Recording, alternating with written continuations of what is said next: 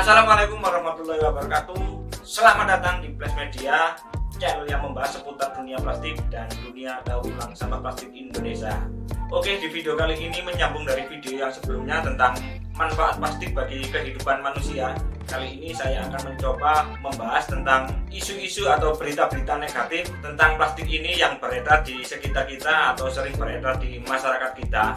Apakah benar isu-isu atau berita-berita itu demikian? Saya kira ini penting untuk kita bahas kali ini agar supaya kita semua sama-sama bisa paham, bisa lebih bijak menggunakan plastik dan lebih mengerti lagi nantinya mengolah plastik yang baik dan benar, dengan tujuan meskipun banyak sampah plastik yang beredar di sekitar kita, nantinya sampah plastik itu akan bisa memberikan manfaat kepada lingkungan dan meminimalisirkan kerusakan lingkungan yang ada di sekitar kita. Tetapi seperti biasa, sebelum kita mulai, kita kumpulkan energi dulu agar kita lebih bersemangat.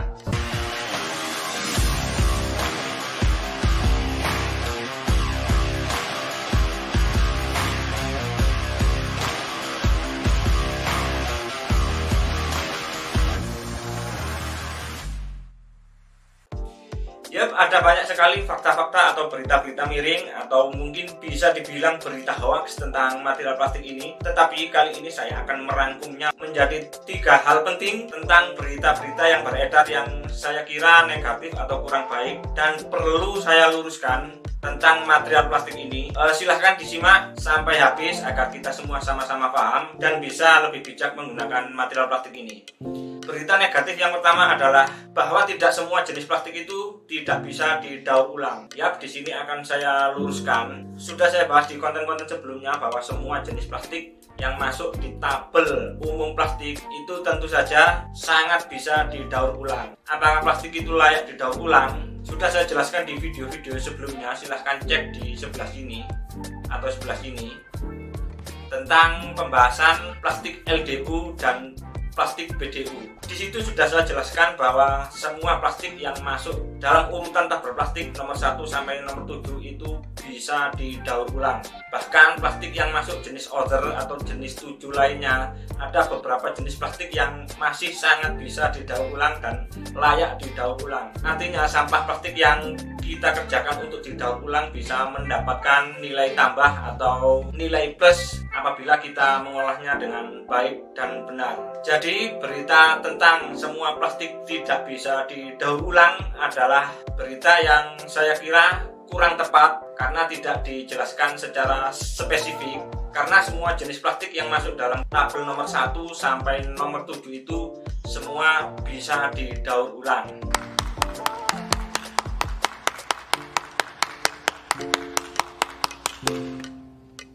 Terus kedua, berita yang saya kira negatif yang perlu diluruskan kali ini adalah tentang plastik degradable. Plastik yang dianggap oleh sebagian orang itu ramah lingkungan dan mudah terurai dalam waktu singkat di alam. Tetapi faktanya bahwa plastik yang dianggap degradable itu masih banyak mengandung polimer plastik, yang artinya tidak sepenuhnya murni bisa terurai secara alami di alam. Meskipun produk plastik itu degradable, masih tidak ramah lingkungan karena masih membutuhkan waktu yang lama terurai di alam. Dan walaupun lebih singkat bisa terurai di alam, material yang katanya plastik degradable itu nantinya masih bisa menimbulkan mikroplas yang bisa mencemari lingkungan sekitar kita. Jadi berita tentang plastik degradable yang dianggap ramah lingkungan itu saya kira juga kurang tepat atau kurang bijak untuk dikatakan ramah lingkungan. Terus berita negatif yang terakhir tentang plastik adalah bahwa plastik itu tidak bisa dibuat untuk kemasan makanan dan minuman. Di sini saya akan tekankan sekali lagi bahwa itu tidak benar. Karena tidak semua jenis plastik itu berbahaya untuk digunakan dalam kemasan makanan dan minuman. Hanya plastik-plastik yang mengandung BPA tinggi yang tidak diperbolehkan digunakan untuk kemasan makanan dan minuman. Saya kasih contoh jenis plastik PVC. Ini adalah plastik yang bisa dibilang sangat beracun atau sangat tidak direkomendasikan untuk kemasan makanan dan minuman karena kandungan BPA-nya sangat tinggi. Jadi tidak disarankan untuk digunakan dalam kemasan makanan dan minuman. Tetapi dari beberapa jenis plastik itu ada yang sangat layak digunakan dalam kemasan makanan dan minuman, seperti plastik jenis PP atau polipropilen ini adalah jenis plastik yang paling aman digunakan untuk kemasan makanan dan minuman. Jadi berita bahwa plastik itu tidak aman digunakan untuk kemasan makanan dan minuman itu tentu saja tidak benar. Bahkan yang menjadi isu sampai saat ini adalah styrofoam, karena digunakan untuk kemasan makanan dan minuman. Saya akan coba jelaskan sedikit sesuai pengetahuan saya bahwa sebenarnya styrofoam itu masih aman digunakan untuk kemasan makanan dan minuman walaupun digunakan dalam suhu yang panas, tetapi tidak disarankan untuk digunakan berulang-ulang kali.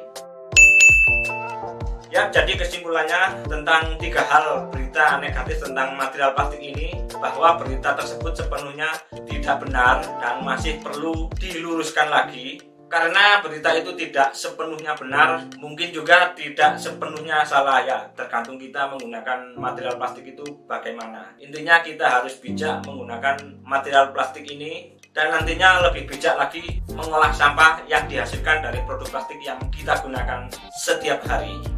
Oke, sekian dulu video kali ini, semoga bisa dipahami dan memberi manfaat kepada kita semua.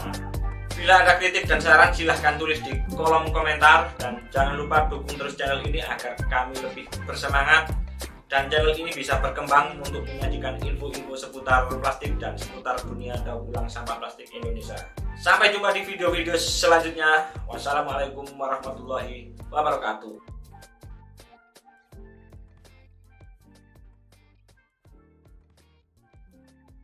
Manfaat kepada lingkungan dan meminimalisirkan kerusakan lingkungan yang ada di sekitar kita.